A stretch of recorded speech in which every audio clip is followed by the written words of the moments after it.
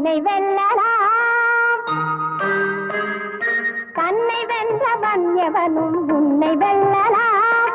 மன்னனாயினும் கவிதை மன்னனாயினும் அவன் மாறி நிற்கும் திருவனிடம் பணிவனும் உண்டு. தன்னை வென்றவன் எவனும் உன்னை வெல்லலாம்.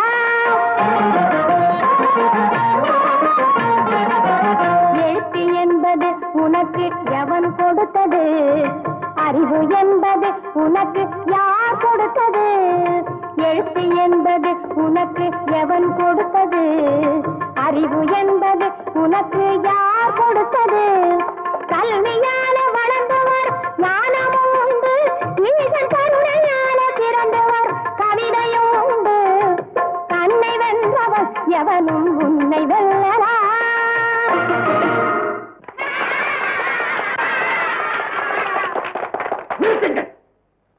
சிறுவனே, கவிதைக்கு சொற்கள் முக்கியமா பொருள் முக்கியமா?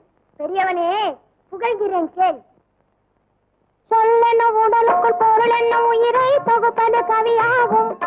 பொருள் இல்லை என்றால் வெறும் சொல் மட்டும் இருந்தால், பொருள் இல்லை என்றால் வெறும் சொல் மட்டும் இருந்தால் இறந்தவன் உடலாகும்.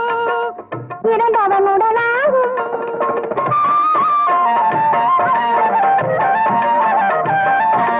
கை கண்ட சிற்பி கல்லிலும் கூட கடவுளை செய்கின்றான்.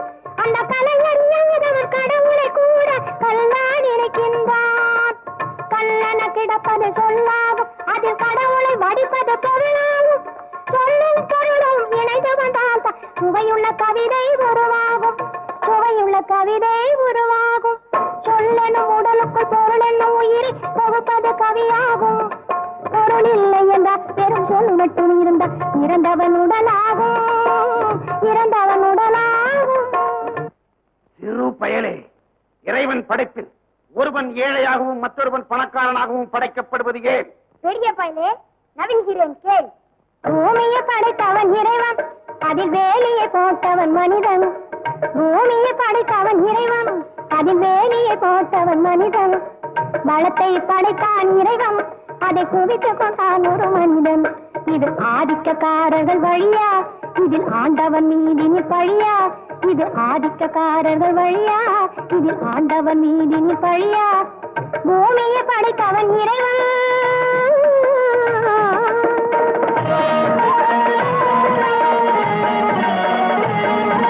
சாதிக்கும் மனிதன் பொறுப்பு, ஏற்ற தாழ்வுக்கும் மனிதன் பொறுப்பு. சாதிக்கும் மனிதன் பொறுப்பு, ஏற்ற தாழ்வுக்கும் மனிதன் பொறுப்பு. இது கடவுளின் பங்கு கருப்பு. இன்று கனல் போல் எரியுது நெருப்பு. அந்த நெருப்பின் நிறந்தான் சிவப்பு. இதை கேட்டதும் உனக்கு திகைப்பு.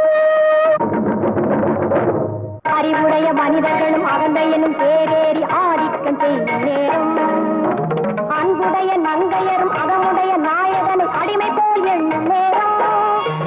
கரையுடைய நெஞ்சினரும் திறனுடைய கவிஞர்களை தாரால் உடைக்கும் நேரம்.